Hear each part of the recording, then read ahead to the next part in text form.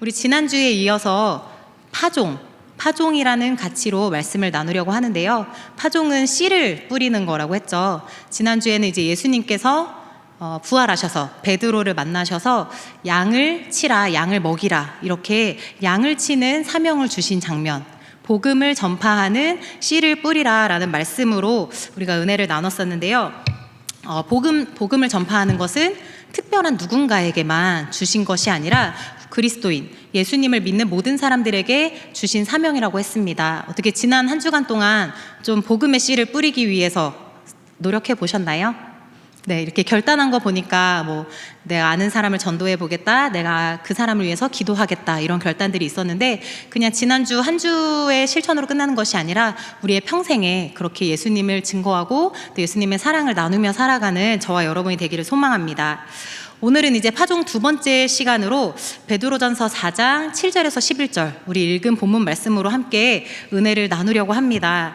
신약 성경에는 누군가가 누군가에게 보낸 편지, 즉 서신서가 많이 있습니다. 그런데 그 서신서들의 이름마다 어떤 서신서는 편지 수신자, 받는 사람의 이름이 그 편지의 이름이기도 하고, 또 어떤 이름은 발신자의 이름으로 성경이 기록되어 있는데요. 오늘 베드로 전서는 베드로가 받은 편지일까요? 보낸 편지일까요? 네, 베드로가 보낸 편지입니다. 그러면은 베드로가 편지를 보냈으면 받은 사람이 있겠죠. 이 편지를 받은 사람들이 누구인지 베드로전서 1장 1절에서 2절 말씀에 기록되어 있는데요. 한번 띄워주시겠어요? 네, 우리 한번 같이 읽어보겠습니다. 시작. 예수 그리스도의 사도 베드로는 본도, 갈라디아, 갑바도기아, 아시아와 비두니아에 흩어진 나그네, 곧 하나님 아버지의 미리 아심을 따라 성령이 거룩하게 하심으로 순종함과 예수 그리스도의 피 뿌림을 얻기 위하여 택하심을 받은 자들에게 편지하노니 은혜와 평강이 너희에게 더욱 많을지어다. 아멘. 여기 보시면은 다시 띄워놔 주세요. 네, 2절 말씀, 택하심을 받은 자들 이렇게 되어 있잖아요. 베드로가 편지를 보낸 사람들은 흩어져 있는 모든 성도들에게, 그 아시아 지역에 흩어져서 사는 성도들에게 보낸 편지였습니다. 그리고 베드로가 이 편지를 보낼 당시에 상황이 어떠했냐면은 로마의 네로 황제가 예수님 믿는 사람들, 그리스도인들을 잡아다가 핍박하던 때였습니다. 많은 그리스도인들이 흩어져서 이 믿음을 지키면서 힘겹게 살아가고 있는 때였습니다. 이방의 땅에서 소수의 그리스도인들이 그 신앙의 정체성을 갖고 살기가 쉽지 않은 때였고, 또 들려오는 그 네로 황제의 박해 소식은 믿는 자들로 하여금 두려워하고 불안하게 만들던 때였습니다. 이러한 상황에서 믿는 자들이 지금 두려워하고 불안해하고 우리도 언제 잡혀갈지 모르는 그런 상황 가운데 베드로가 그 흩어져 있는 성도들에게 격려하기 위해서, 우리가 그리스도인으로서 이 어려운 시대를 이렇게 살아가야 한다라고 권면하기 위해서 보낸 편지가 바로 베드로 전서입니다. 특별히 오늘 본문인 베드로 전서 4장 7절 말씀은 이렇게 시작합니다. 만물의 마지막이 가까이 왔으니, 만물의 마지막이 가까이 왔으니 라고 시작하는데, 우리 여러분 가끔 그런 생각 해보실 때 있나요? 만약에 내일 세상이 멸망한다고 하면 나는 남은 시간 동안 무엇을 할 것인가? 여러분들은 내일 이제 마지막 날이라고 하면은 지금 무엇을 하실 것 같으신가요? 내일 마지막이라고 해도 내가 지금까지 해온 일들, 내가 평소에 하는 일들이 의미 있고 중요한 일인가요? 이제 최근에 세계에서 일어나는 일들을 보면은 진짜 마지막 때가 다가왔다 이렇게 생각하는 사람들이 많이 있습니다. 코로나 바이러스 등 죽음을 위협하는 전염병이 유행하기 시작하고, 또 곳곳에서 전쟁이 일어나고 있고, 또 급격한 기후 변화 등을 보면서 뭔가 진짜 예수님 이제 곧 오시는 거 아닌가 이런 생각을 하게 됩니다. 그런데 이 말씀이 쓰여졌던 2000년 전 베드로가 이 편지를 쓸 때에도 만물의 마지막이 가까이 왔다라고 하고 있고, 또 역사 속에서 세계에 뭔가 이상 현상이 있을 때마다 지금이 마지막 때다, 이제 곧 세상이 멸망할 것이다 이렇게 외치는 사람들이 있었습니다. 그런데 2000년 전에도 마지막이 오지 않았고, 또 지금까지 오면서도 그 어떤 현상이 있었지만 아직 마지막이 오지 않았고, 문제는 언제가 진짜 마지막인지 아무도 모른다는 것입니다. 혹시 여러분은 아십니까? 저는 잘 언제가 마지막인지 모릅니다. 그렇다면은 지금까지 마지막이 왔다고 성경에서도 말하고 있고, 또 지금까지 많은 목사님들이나 선지자들이 마지막이다 이렇게 외쳤는데 마지막이 안 왔으니까 그래, 세상에 마지막은 없어, 세상이 끝나지 않을 거야 하는 마음으로 살아도 될까요? 결코 그렇지 않습니다. 주님이 오시는 날은 도적같이 오기 때문에 우리가 늘 깨어서 준비하고 있어야 합니다. 예수님께서도 말씀하셨습니다. 마태복음 24장 42절에서 44절 말씀. 그러므로 깨어 있으라. 어느 날에 너희 주가 임하는지 너희가 알지 못함이니라. 너희도 아는 바니 만일 집주인이 도둑이 어느 시간에 올 줄을 알았더라면 깨어 있어 그 집을 뚫지 못하게 하였으리라. 이러므로 너희도 준비하고 있으라. 생각하지 않을 때에 인자가 오리라. 도둑이 어떤 집을 가서 털 때 내가 몇 월 며칠 몇 시에 갈 거다 이렇게 말하고 오지 않잖아요. 그것처럼 예수님도 이 땅에 다시 오실 것인데 언제 올지, 도둑처럼 언제 올지 모르게 오시기 때문에 항상 준비하고 깨어 있으라고 말씀합니다. 다시 말해서 우리 믿는 자들은 항상 마지막을 살아가는 것처럼, 항상 이제 곧 마지막 때가 온 것처럼 준비하고 살아가야 하는 것입니다. 그런데 극단적인 사람들, 특히 이제 이단들은 이 말씀을 이용해서 막 사람들을 미혹합니다. 곧 마지막이 올 것이니 당신 삶을 뒤로 하고 가족은 버려두고 종교 생활에만 전념하라고 그렇게 미혹합니다. 집 팔고 재산 다 팔고 와서 신에게 바치라고, 종교에게 바치라고 그렇게 말합니다. 당장 모든 것이 끝나기 때문에 지금 당신이 하고 있는 것은 중요하지 않다라고 세뇌시키고 가스라이팅해서 정상적인 생활을 하지 못하게 합니다.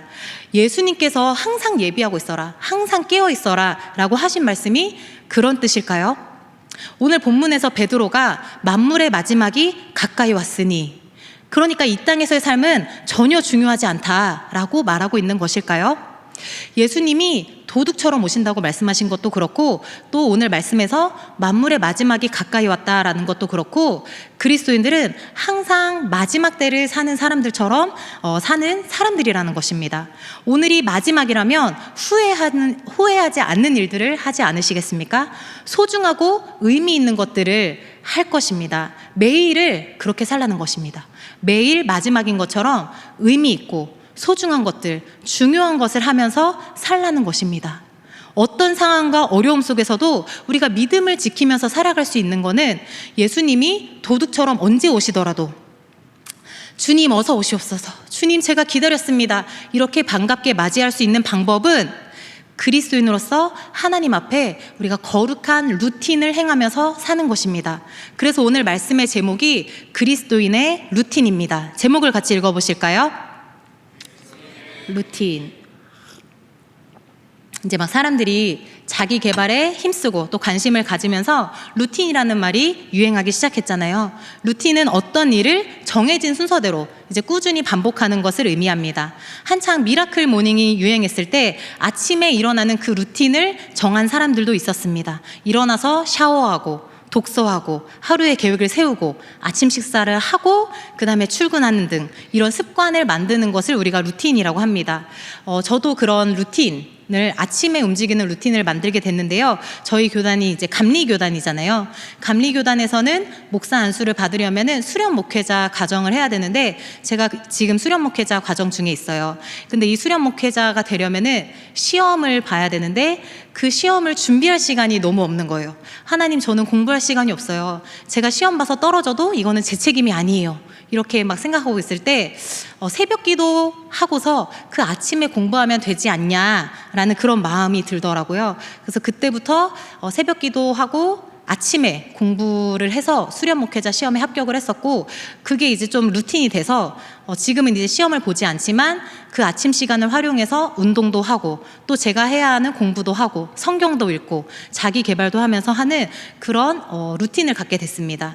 그래서 지금 제가 평일에는 대전에서 선교 훈련을 받고 있는데 이게 습관이 되니까 거기서도 그 습관대로 살아가고 있는 거예요. 거기서도 아침에 5시면 일어나서 씻고 또 새벽 기도 드리고 성경 보고 운동하고 아침도 먹고 그러고서 이렇게 하루 일정을 시작하는 그런 습관을 갖게 되었습니다. 그 루틴이 있으면 좋은 게 뭐냐면 내 환경이 바뀌더라도 내 루틴이 계속 유지가 되고 있으니까 육체적으로나 영적으로나 정신적으로 건강하더라고요. 다른 분들은 좀 이제 계속 왔다 갔다 하고 피곤해 하시기도 하고 아픈 분들도 있는데 육체적인 건강 또 영적인 건강 이렇게 유지가 되더라고요. 물론 루틴대로 사는 것이 100% 다 맞다라고 말씀드리는 것은 아닌데 이렇게 각 개인의 루틴이 있으면은 상황과 환경이 바뀌어도 좀 내 마음은 안정적일 수 있는 그런 장점이 있습니다. 내가 내 삶을 좀 유지할 수 있는 힘이 생기는구나 라는 것을 경험했습니다. 우리 여러분들은 어떤 루틴이 있으신가요? 오늘 말씀은 우리가 그리스도인으로서 어떻게 살아야 하는지, 마지막 때를 살아가는 성도들이 어떤 루틴을 가지고 어떤 습관을 가지고 살아야 하는지 말씀하고 있습니다. 오늘 말씀을 통하여서 그리스도인으로서 우리가 가져야 할 루틴, 우리가 훈련해야 할 그런 습관에 대해서 보기를 원합니다. 특별히 오늘 파종의 가치를 나누면서 그 루틴 속에서 어떤 씨앗을 뿌려야 하는지 보겠습니다. 첫 번째 씨는 기도의 씨입니다. 같이 읽어보실까요? 기도의 씨. 우리는 매일의 삶에서 기도의 씨를 뿌리는 습관이 있어야 돼요. 기도의 씨를 뿌리는 루틴이 있어야 합니다. 본문 4장 7절 말씀을 함께 읽겠습니다. 시작. 만물의 마지막이 가까이 왔으니 그러므로 너희는 정신을 차리고 근신하여 기도하라. 베드로 사도는 지금 이제 마지막 때이다 라고 하면서 마지막 때니까 너 삶을 다 버려둬라 하는 것이 아니라 마지막 때니까 정신 더 차리고 근신해서 기도하라 라고 권면합니다. 그리스도인 예수님 믿는 삶과 기독교와 기도는 결코 분리할 수 없습니다. 사랑하는 청년 여러분, 기도가 무엇일까요? 여러분은 어떤 때 기도하고 또 기도할 때 어떤 내용의 기도를 드리시나요? 기도는 뭔가 지니의 램프처럼 내 소원을 말하고 이것 좀 들어주세요. 하나님, 이것 좀 도와주세요. 라고 말하는 게 기도일까요? 제가 신학대학원에 다닐 때 수업 중에 이웃 종교에 대한 수업을 들었던 적이 있어요. 이슬람이나 불교, 힌두교 같은 다른 종교에 대해서 배우는 수업이었었는데 그때 현장 체험으로 다 같이 종강역에 있는 조계사에 다녀온 적이 있었습니다. 그때 가가지고 거기 땅 밟기 하고 여기를 변화시켜주세요 기도하고 이러려고 간 게 아니고 정말 말 그대로 그 타 종교에 대해서 이웃 종교에 대해서 보고 경험하기 위해서 갔었는데요. 한국인들에게 아마 가장 익숙한 종교가 불교일 것입니다. 그때 저희가 방문했을 때가 11월 때쯤이었는데 가보니까 거기에 사람들이 소원을 써서 달아놓은 소원탑 같은 게 있었는데 제가 거기에 적혀진 소원을 읽고서 조금 놀랐습니다. 소원에는 이런 것들이 있었어요. 우리 아이 수능 잘 보게 해주세요. 우리 부모님 건강하게 해주세요. 이번에 하는 사업 잘 되게 해주세요. 만사 형통, 자녀 결혼 행복 기원 이런 소원들이 있었는데 제가 놀랬던 이유는 교회 다니는 사람들이 하는 기도랑 별로 다를 것이 없었기 때문입니다. 예수님의 이름으로 구하지만 않았지 구하는 내용은 똑같구나 하는 것 때문에 놀랐었습니다. 예수님을 믿는 사람이든 믿지 않는 사람이든 누구나 마음에 원하는 것, 소원이 있습니다. 그런데 우리가 절에 가지 않고 또 다른 우상에게 가지 않고 하나님께 기도하는 것은 하나님만이 우리의 소원을 들어줄 수 있는 진짜 신이기 때문일까요? 그것은 우리가 기도의 의미를 제대로 알지 못하기 때문에 생긴 오해입니다. 기도는 내가 하나님께 뭔가 소원을 말하고 소원을 이루어 달라고 하는 것이 아니라 하나님께 나아가는 통로이고 하나님과 의사소통하는 수단입니다. 오늘 이 편지를 기록한 베드로는 어떤 사람입니까? 부활의 예수를 경험하기 전에 베드로는 성령을 받기 전에 베드로는 기도하지 않던 사람이었습니다. 예수님이 십자가에 달리시기 전에 겟세마네에 가서 막 땀방울이 핏방울이 되도록 기도할 때 베드로와 야고보, 요한이라고 하는 수제자를 데려갔는데 이 제자들은 같이 깨어서 기도한 게 아니라 잠에 빠져 있었습니다. 예수님이 부탁까지 하셨어요.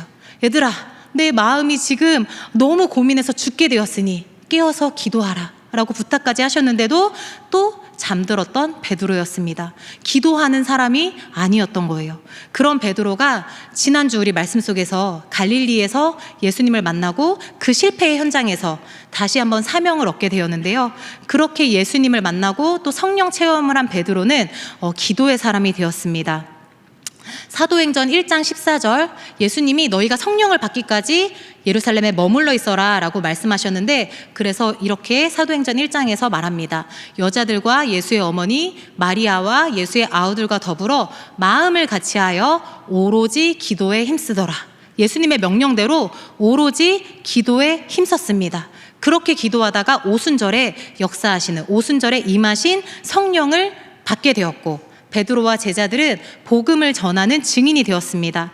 이렇게 성령을 받고 변화된 베드로는 그 이후에도 기도의 사람이 되었는데요. 사도행전 3장 6절에 이 말씀이 있습니다. 베드로가 이르되 은과 금은 내게 없거니와 내게 있는 이것을 내게 주노니 나사렛 예수 그리스도의 이름으로 일어나 걸으라. 굉장히 유명한 말씀이죠. 베드로가 지나가다가 못 걷게 된 자를 보고서 그 사람이 나에게 한 푼만 줍쇼 할 때, 내가 은과 금은 없지만 내게 있는 것 나사렛 예수 그리스도 이름으로 일어나 걸으라 라고 선포했고, 그때 그 사람이 일어나 걸었는데요. 이게 언제 일어난 일이냐면은 베드로가 기도하러 가다가 일어난 일이었습니다. 바로 앞인 사도행전 3장 1절에 한번 같이 읽어보겠습니다. 시작. 제9시 기도 시간에 베드로와 요한이 기도하러 가다가 이 일을 경험한 것입니다. 베드로는 매일 기도 시간에 기도하던 사람이었습니다. 사도행전 10장 9절에서도 마찬가지입니다. 이튿날 그들이 길을 가다가 그 성에 가까이 갔을 그때에 베드로가 기도하려고 지붕에 올라가니 그 시각은 제6시더라. 베드로가 기도하려고 지붕에 올라갔을 때 6시였는데, 그때 베드로가 환상을 보고 이방인인 고넬료에게 복음을 전하는 그런 계기가 되었습니다. 제가 말씀드리고 싶은 거는 베드로는 기도 시간에 기도하는 사람이었다는 것입니다. 그리고 오늘 말씀에서 그 베드로가 성도들을 향하여서 권면합니다. 여러분, 만물의 마지막이 가까이 왔으니 우리가 마지막 때를 살아가는 사람으로서 정신을 차리고 근신하여 기도합시다 라고 권면하고 있는 것입니다. 기도하는데 그냥 기도하는 게 아니라 정신 차리고 근신하여 기도하라 라고 말씀합니다. 이것은 베드로의 경험에서 나온 진심 어린 충고였습니다. 예수님이 십자가에 달리시기 전에 부탁하셨잖아요. 깨어서 기도해라. 그런데 베드로는 그때 잠들어서 기도하지 못했습니다. 그리고 예수님이 잡히시던 날 밤 나는 그를 모르고 부인하고 저주까지 하게 되었습니다. 정신 차리고 있지 않으면 언제든지 넘어질 수 있는 것입니다. 그래서 베드로전서 5장 8절에서도 이렇게 말씀합니다. 근신하라 깨어라. 너희 대적 마귀가 우는 사자같이 두루 다니며 삼킬 자를 찾나니. 지금도 악한 사단 마귀는 잠자고 있는 자가 누구인가? 우리가 육적인 잠을 말하는 것이 아니라 영적으로 지금 잠들어 있는 자가 누구인가 하면서 삼킬 자를 찾고 있다는 것입니다. 그리고 그 사람을 미혹하고 넘어지게 하고 믿음에서 떠나가게 하는 것입니다. 지금 세상은 급속도로 변하고 있습니다. 조금만 눈을 돌리면 우리가 믿음을 흔들리게 하는 것들이 수두룩합니다. 이럴 때일수록 우리 믿는 자들은 더욱 정신을 차리고 깨어서 기도해야 합니다. 그것이 믿는 자들이 뿌릴 기도의 씨앗이고 매일매일 실행해야 하는 그리스도인들의 루틴입니다. 성경에 보시면 기도에 대한 말씀이 정말 많이 기록되어 있는데요. 오늘 간단하게 6하 원칙으로 어떻게 기도해야 하는지 보기를 원합니다. 먼저 누구에게 기도해야 하는가? 마태복음 6장 6절 말씀입니다. 같이 읽어보겠습니다. 시작.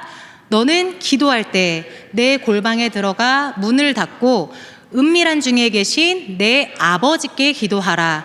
은밀한 중에 보시는 내 아버지께서 갚으시리라. 기도는 자녀된 우리가 아버지에게 하는 것입니다.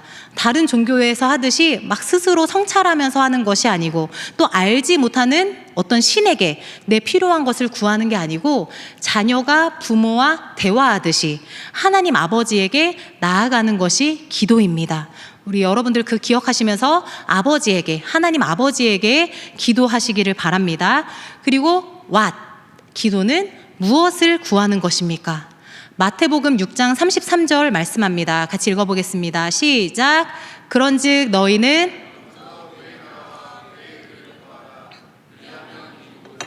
너희에게 더하시리라. 기도는 내가 원하는 것, 내가 필요한 것, 내 소원, 지니의 램프처럼 그렇게 아뢰는 것이 아니라 하나님의 나라와 의를 구하는 것입니다. 그러면 우리에게 무엇이 필요한지 다 아시는 하나님께서 채워주신다라고 약속하셨습니다. 우리가 기도할 때 물론 하나님이 우리가 아뢰면 들어주시고 하나님의 계획에 따라서 들어주세요. 그런데 그거보다 먼저 하나님의 나라와 의를 구하는 우리가 되어야겠습니다. 그리고 when, 기도는 언제 하는 것일까요? 마가복음 1장 35절 말씀입니다. 읽겠습니다. 시작. 새벽 아직도 밝기 전에 예수께서 일어나 나가 한적한 곳으로 가사 거기서 기도하시더니. 자, 이 말씀 보시고 이제 시험에 드실 수 있는데 새벽 밝기도 전에 예수님께서 기도하셨습니다. 여러분들 새벽 기도 나와야 합니다 라고 제가 말하는 게 아니고요. 예수님 보시면 예수님은 새벽에 기도하셨어요. 여기서 의미하는 거는 시간을 떼어서 기도했다는 것입니다. 꼭 새벽이 아니더라도 여러분들 시간 되실 때 오전에 아니면 오후에 저녁에 시간을 떼어서 기도해야 한다는 것입니다. 하나님의 아들이신 예수님도 시간을 내어서 기도하셨는데 어떻게 우리가 기도하지 않고 살 수 있겠습니까?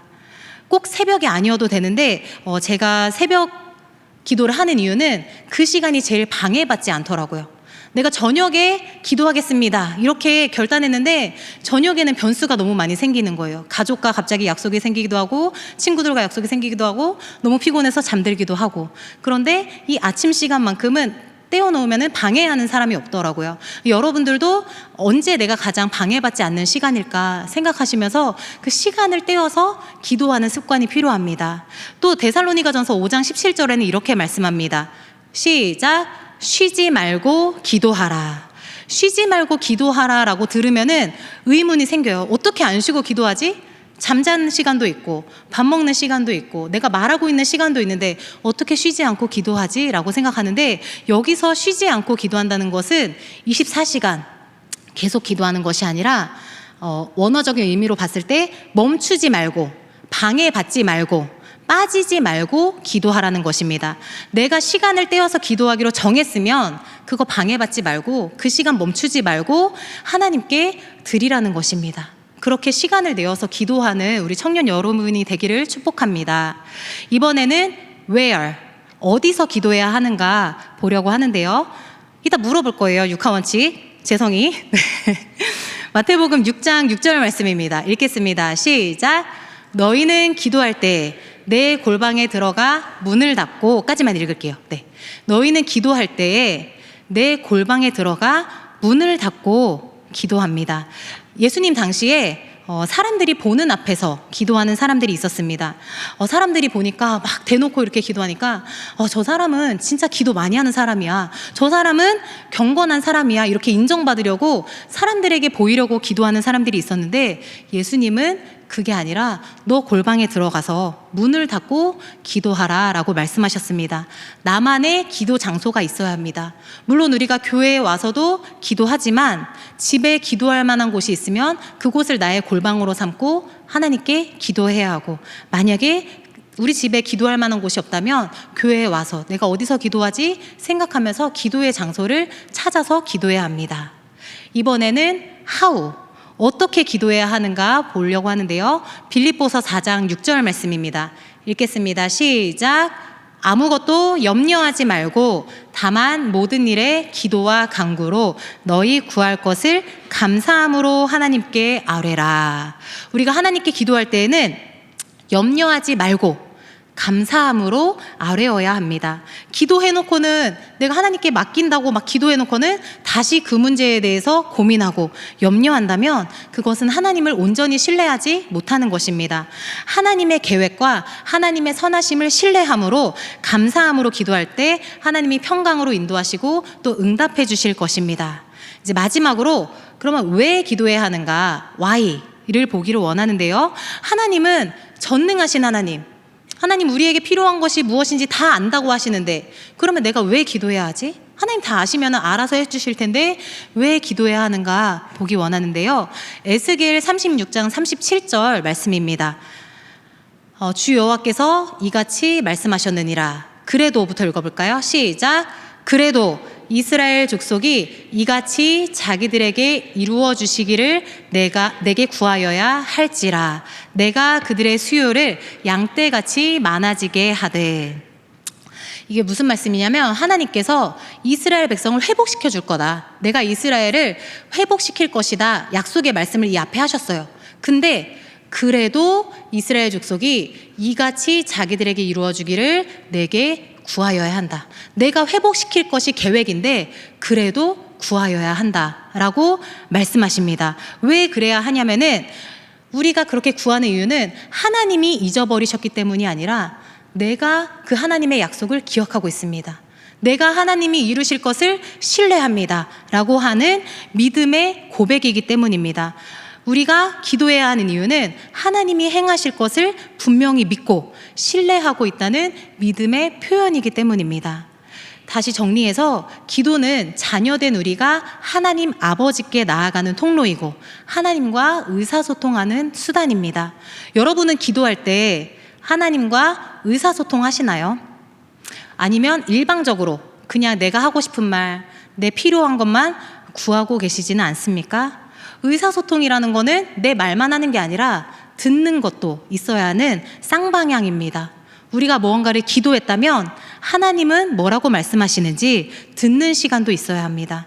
기도하고 그냥 가는 게 아니라 기도하고 가만히 귀 기울여 하나님이 나에게 뭐라고 말씀하시는가 집중해 보는 시간을 가져야 하고, 또 하나님의 말씀 다 성경에 기록되어 있기 때문에 시간을 내어서 성경 말씀을 읽으면서 이 안에서는 하나님의 뜻이 무엇인가, 이 성경에서 나에게 무엇라고 말씀하시는가 듣는 시간을 가져야 합니다.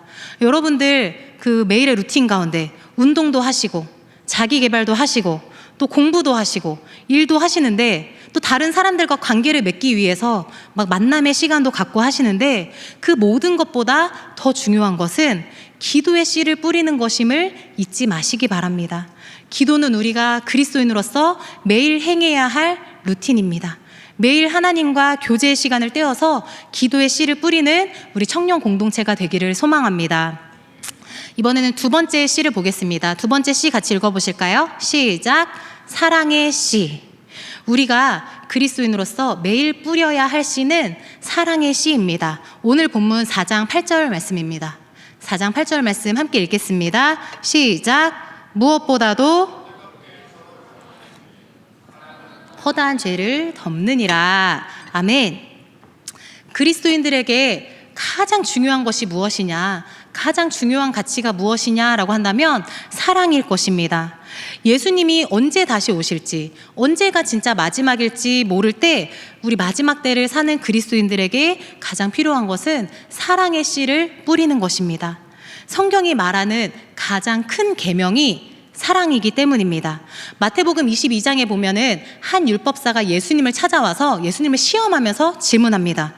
예수님, 율법 중에서 어떤 계명이 가장 큽니까? 라고 질문을 하는데 그때 예수님이 대답하십니다. 마태복음 22장 37절에서 40절 말씀인데요. 같이 읽어보겠습니다. 네, 시작.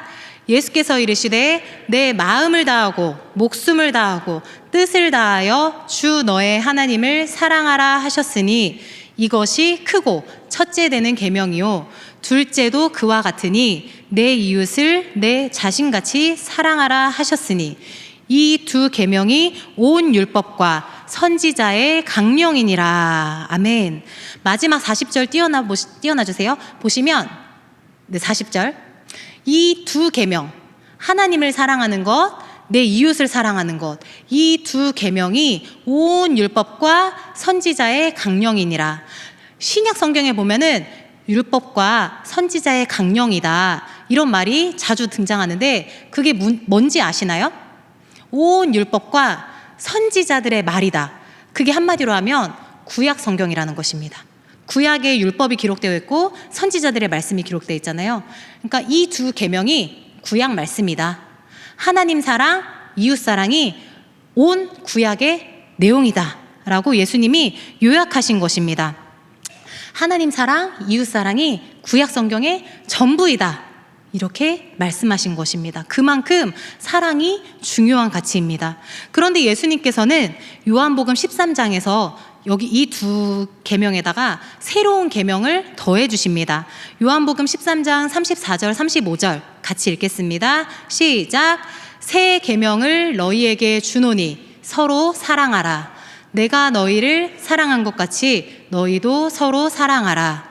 너희가 서로 사랑하면 이로써 모든 사람이 너희가 내 제자인 줄 알리라. 예수님이 새로운 계명을 하나 더 주셨는데 뭐죠? 34절 띄워주시겠어요? 새 계명 너희에게 주노니 서로 사랑하라. 네, 하나님을 사랑하고 내가 이웃을 사랑했다면 새로 주신 계명은 우리가 믿는 자들끼리 서로 사랑하는 것. 이 신약에서 새로운 계명을 주신 것입니다. 믿는 자들, 예수님을 따르는 사람들이 서로 사랑할 때 그 모습을 보고 믿지 않는 사람들이 저게 예수님 믿는 사람들이구나, 저게 제자의 삶이구나, 이렇게 보게 된다는 것입니다. 그래서 우리는 매일의 삶에서 사랑의 씨를 파종해야 합니다. 본문 4장 8절 말씀 다시 보시면 무엇보다도 뜨겁게 서로 사랑할지니 사랑은 허다한 죄를 덮느니라 라고 말씀합니다. 이 고백 또한 베드로 자신의 경험에서 나온 것입니다. 베드로는 내가 죽을지언정 예수님 절대 부인하지 않을 것입니다 라고 맹세했었는데 막상 예수님이 잡히시던 날 밤에 예수님을 저주하면서 부인하는 큰 죄를 범했습니다. 그런데 예수님이 베드로를 다시 만나셨을 때 너가 나를 사랑하느냐? 그거면 충분하다 하면서 덮어주셨죠. 예수님의 사랑이 자신의 허물을 덮어주는 사랑임을 경험한 베드로는 4장 8절 다시 보여주세요. 네, 사랑은 허다한 죄를 덮는다라고 고백할 수 있었던 것입니다. 물론 누군가가 잘못했을 때 무조건 덮어주는 게 다 옳은 것은 아닙니다. 그가 바른 길로 가게 하려면, 깨닫고 돌이키게 하려면 때로는 권면도 필요하고 책망도 필요하고 또 때로는 징계도 필요합니다. 그런데 그 모든 것의 바탕에는 사랑이 있어야 하는 것입니다. 저도 최근에 그런 경험을 했는데요. 이제 막 주변에서 다양한 사람들을 만나게 되잖아요. 여러분들도 그러실 텐데 뭐 직장에 가거나 어디 사회생활 하다 보면은 다양한 사람들 속에서 어떤 사람은 나랑 잘 맞는 사람도 있는데 또 어떤 사람들은 좀 나를 힘들게 하고 나랑 잘 안 맞고 이런 사람들을 만나게 됩니다. 그런데 뭐 그래 나랑 안 맞는 것까지 오케이, 그 사람 이제 예수님의 마음으로 그래 저 사람은 저런 성향이니까 주님이 저렇게 만드신 거니까 하면서 존중까지 이제 했는데 이제 저에게 피해를 주는 그런 사람이 있는 거예요. 내가 이제 느꼈을 때 이건 나한테 조금 무례한 행동인데, 이건 조금 나한테 피해를 주는 것 같은데 내가 어떻게 해야 할까? 이런 일들이 조금 쌓이다 보니까 마음이 좋지 않더라고요. 그래서 이제 계속 질문했어요. 예수님이라면 어떻게 하실까? 진짜 이제 예수님 믿는 사람으로서 좀 더 노력을 한 거예요. 예수님은 이럴 때 어떻게 그냥 그 모습까지도 이해하시고 덮어주실까? 아니면은 야 이거는 조금 고쳐야 되지 않냐? 라고 말씀을 하실까? 이렇게 질문을 했는데, 아니면은 또 그 생각도 했어요. 아니면 조금 이 문제를 해결할 수 있도록 누굴 찾아가서 상담을 해볼까? 그러면 그분이 좀 이렇게 중재를 해줄 수 있지 않을까? 이런 생각을 했는데 답이 나오지 않더라고요. 예수님이라면 어떻게 할지 그거를 이제 잘 모르겠더라고요. 그런데 이번 주 이 말씀을 준비하면서 깨닫게 되었습니다. 내가 이 고민을 하는 게, 내가 그 사람 때문에 조금 힘들고 어떻게 해야 될지 고민을 하는 게 그 사람을 사랑하기 때문에 하는 고민인가? 아니면 그 사람을 판단하고 정죄하는 마음에서 하는 고민인가? 라고 질문을 했는데, 제가 그 사람을 사랑해서 하는 고민이 아니라 그 사람을 판단해서 하는 고민이라는 것을 깨닫게 되니까 내가 지금 잘못 가고 있구나, 이거를 깨닫게 되었습니다. 그래서 뭐 그 사람의 행동을 덮어줄지 아니면 권면을 할지 아니면 누군가에게 상담을 할지 그 이전에 내가 그 사람을 사랑하는 마음을 먼저 갖도록 기도해야겠구나라는 것을 깨달았습니다. 이 모든 것의 바탕에는 사랑의 마음이 있어야 하는 것입니다. 만물의 마지막을 살아가는 것처럼 마지막 때를 살아가는 우리들이 뿌려야 할 씨는 사랑의 씨앗입니다. 여러분들은 지금 내가 사랑하지 못하는 사람이 있으십니까? 예수님이라면 그 사람을 어떻게 보실까요? 또 예수님이라면 지금의 나를 어떻게 보실까요? 나는 과연 예수님 앞에 완벽한 사람일까요? 고린도전서 13장 1절에서 3절에 이렇게 말씀합니다. 내가 사람의 방언과 천사의 말을 할지라도 사랑이 없으면 소리나는 구리와 울리는 꽹과리가 되고, 내가 예언하는 능력이 있어 모든 비밀과 모든 지식을 알고 또 산을 옮길 만한 믿음이 있을지라도 사랑이 없으면 내가 아무것도 아니요. 내가 내게 있는 모든 것으로 구제하고 또 내 몸을 불사르게 내줄지라도 사랑이 없으면 내게 아무 유익이 없느니라. 내가 지금 하는 것이 대단한 것 같고 내가 엄청 노력하고 있는 것 같을지라도 사랑이 없으면 아무 소용이 없습니다. 정말 주님 앞에는 아무것도 아닙니다. 사랑이 없으면 내가 믿음으로 행하는 모든 것들, 내가 노력하는 모든 것들이 헛발질일 뿐입니다. 여러분, 사랑하기가 어려우십니까? 노력하는데 잘 안 되십니까? 더 기도해야 합니다. 하나님, 나는 할 수 없으니 내 안에 사랑의 마음을 주세요. 하나님을 사랑하는 마음, 이웃을 사랑하는 마음, 공동체를 서로 사랑할 수 있는 마음을 내게 주십시오. 그렇게 기도할 때 하나님께서 사랑의 마음을 더해 주실 것입니다. 우리 마지막 씨앗, 우리가 마지막으로 어떤 씨앗을 뿌려야 하는지 함께 보겠습니다. 셋째 씨앗 읽어볼까요? 시작! 봉사의 씨. 네, 우리가 그리스도인으로서 매일의 그 루틴처럼 뿌려야 할 마지막 씨는 봉사의 씨앗입니다. 오늘 본문 10절 말씀, 베드로전서 4장 10절 말씀을 함께 읽겠습니다. 시작! 각각 은사를 받은 대로 서로 봉사하라. 베드로 사도는 성도들을 향해서 이제 마지막 때가 가까이 왔으니 서로 봉사하라 라고 말씀합니다. 하나님께서는 우리 각 사람들에게 재능, 은사를 주셨습니다. 우리 여러분들에게 주신 재능은 무엇입니까? 하나님이 각자 다양하게 주셨을 텐데 그 재능을 여러분 자신을 위해서만 쓰라고 주셨을까요? 그렇지 않습니다. 본문에 청지기 같이 봉사하라 라고 방금 10절 말씀에 기록하고 있는데, 청지기라는 것은 주인의 것을 관리하는 사람입니다. 하나님께서 여러분에게 재능을 주셨다면 그거는 여러분의 것으로 여러분을 위해서 쓰라고 주신 것이 아니라 하나님이 너가 잘 관리하고 잘 맡아달라라고 맡겨주신 것이기 때문에 봉사하는데 써야 합니다. 하나님은 모든 사람에게 은사를 주셨습니다. 어떤 사람에게는 여러 가지 은사를 주신 사람도 있고 어떤 사람에게는 한 가지 은사만 주신 사람도 있습니다. 그런데 중요한 것은 이걸 가지고 다른 사람과 비교해서 우월감을 느끼거나 열등감을 느낄 필요가 전혀 없고, 하나님께 왜 저에게는 이거밖에 안 주셨어요?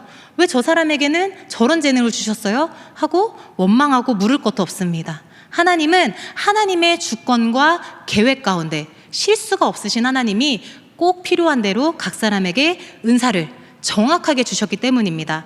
로마서 9장 20절에서 21절에 이렇게 말씀합니다. 같이 읽어보겠습니다. 시작! 이 사람아, 내가 누구이기에 감히 하나님께 반문하느냐? 지음을 받은 물건이 지은 자에게 어찌 나를 이같이 만들었느냐 말하겠느냐? 토기장이가 진흙 한 덩이로 하나는 귀히 쓸 그릇을, 하나는 천히 쓸 그릇을 만들 권한이 없느냐? 어떤 그릇을 만들지, 여러분에게 어떤 은사를 주실지는 하나님의 뜻에 달려있다는 것입니다. 토기장이이신 하나님의 계획하신 가운데 가장 필요한 대로 주셨다는 것입니다. 그래서 우리가 해야 할 일은 하나님이 주신 은사대로, 하나님이 주신 재능대로 봉사의 씨를 뿌려야 합니다. 특별히 믿는 자들은 하나님이 주신 그 은사로 교회를 위해 봉사해야 합니다. 하나님이 은사를 주신 가장 큰 목적이 교회의 덕을 세우는 것이기 때문입니다. 고린도전서 14장 12절에 이렇게 말씀합니다. 그러므로 너희도 영적인 것을 사모하는 자인즉 교회의 덕을 세우기 위하여 그것이 풍성하기를 구하라. 하나님이 우리에게 재능을 주신 것은 교회의 덕을 세우기 위해서 주신 것입니다. 우리 청년부 예배만 해도 이 예배가 드려지기 위해서 수많은 손길들, 수많은 봉사의 손길들이 있습니다. 찬양팀이 있고요, 또 음향 조명팀이 있고 영상 자막팀이 있고 강대상에 이렇게 물을 섬겨주시는 손길이 있고 안내하고 대표 기도하고 봉헌하고 또 예배 끝나고 헌금, 드려진 헌금을 계수하는 손길 등 엄청나게 보이게 또 보이지 않게 드려지는 봉사의 손길들이 있습니다. 또 무엇보다도 디렉터와 목자로 봉사하시는 분들이 계시기 때문에 우리 청년 공동체가 든든하게 세워져 가고 있습니다. 또 교회라는 곳에는 청년부만 있는 게 아니죠. 다음 세대를 위해서 교사로 봉사할 수 있고, 다른 예배에도 찬양팀이 있고, 또 성가대가 있고, 차량 봉사, 식당 봉사, 청소 등 수많은 봉사의 손길들로 이 교회가 세워져 갑니다. 그 봉사의 손길들이 있기 때문에 이 공감 예수마을 교회가 운영되고 세워져 갈 수 있는 것입니다. 하나님께서 여러분에게 주신 은사는 무엇입니까? 그것을 땅에 묻어두거나 아니면 나 자신만을 위해서 쓰지 마시고 하나님의 나라를 위해서, 또 세상에 나가서 이웃을 위해서, 교회를 위해서 봉사의 씨를 뿌리는 저와 여러분이 되기를 소망합니다. 그런데 이렇게 봉사할 때 중요한 것은 봉사하면서 막 소진되어지고 지치고 그게 그렇게 되면은 안 됩니다. 봉사하면서 내가 드러나면 안 됩니다. 나 이만큼 했어. 나 이만큼 했더니 너무 힘들어. 이렇게 내가 드러나는 것이 아니라 하나님의 영광을 위해서 해야 합니다. 오늘 본문 마지막 절 11절 말씀인데요. 같이 읽겠습니다. 시작. 만일 누가 말하려면 하나님의 말씀을 하는 것 같이 하고, 누가 봉사하려면 하나님이 공급하시는 힘으로 하는 것 같이 하라. 이는 범사에 예수 그리스도로 말미암아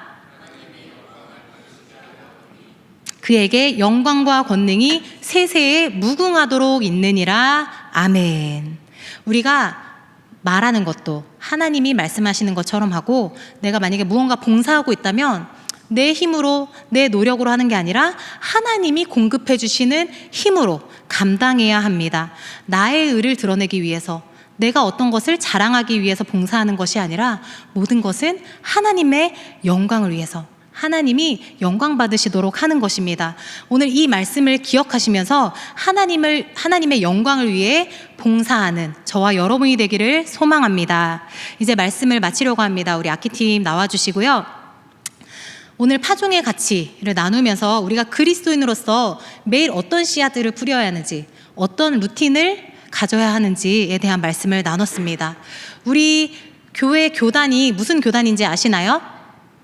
네, 감리교단인데요. 이 감리교가 그러면 누구로부터 시작되었는지도 아십니까? 요한 웨슬리, 존 웨슬리, 요한 웨슬리라는 사람으로부터 이 감리교가 시작이 되었는데요. 이 정도는 이제 우리가 좀 상식적으로 알고 있으면 좋을 것 같아요. 그런데 그 요한 웨슬리와 관련된 일화 하나를 말씀드리려고 합니다. 어느 날 이 요한 웨슬리가 부흥 집회를 인도하고 있을 때 어떤 여성이 이 목사님을 찾아와서 질문합니다. 웨슬리 목사님, 만일 목사님이 내일 죽는다면 목사님은 무슨 일을 하시겠습니까? 아까 처음에 드렸던 질문이죠. 내일 죽는다면 목사님은 어떤 일을 하시겠습니까? 그렇게 질문했을 때 이 목사님이 가슴에 있던 수첩을 꺼내서 대답했다고 합니다. 저는 여기 적혀 있는 원래 계획대로 할 것입니다.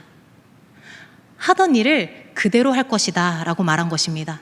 여러분은 그렇게 대답할 수 있으실 것 같은가요? 나는 매일 지금처럼, 마지막 날이라고 해도 지금처럼 살 것입니다.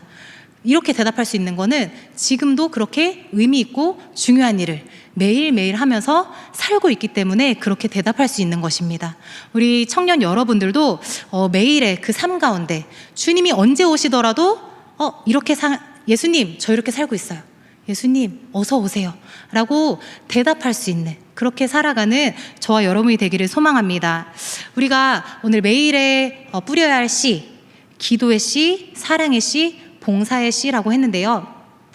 이걸 다시 정리해보면 기도의 씨는 하나님과 나와 관계에서 내가 매일 뿌려야 할 씨입니다. 그리고 사랑의 씨는 이웃과 나의 관계에서 내가 매일 뿌려야 할 씨입니다. 그리고 마지막 봉사의 씨는 교회와 나의 관계에서 우리가 뿌려야 할 씨입니다. 우리가 이것을 기억하면서 매 순간 하나님 앞에 의미 있게 하루하루를 살아가는 우리 모두가 되었으면 좋겠습니다. 우리 오늘 말씀을 기억하시면서 함께 찬양하겠습니다.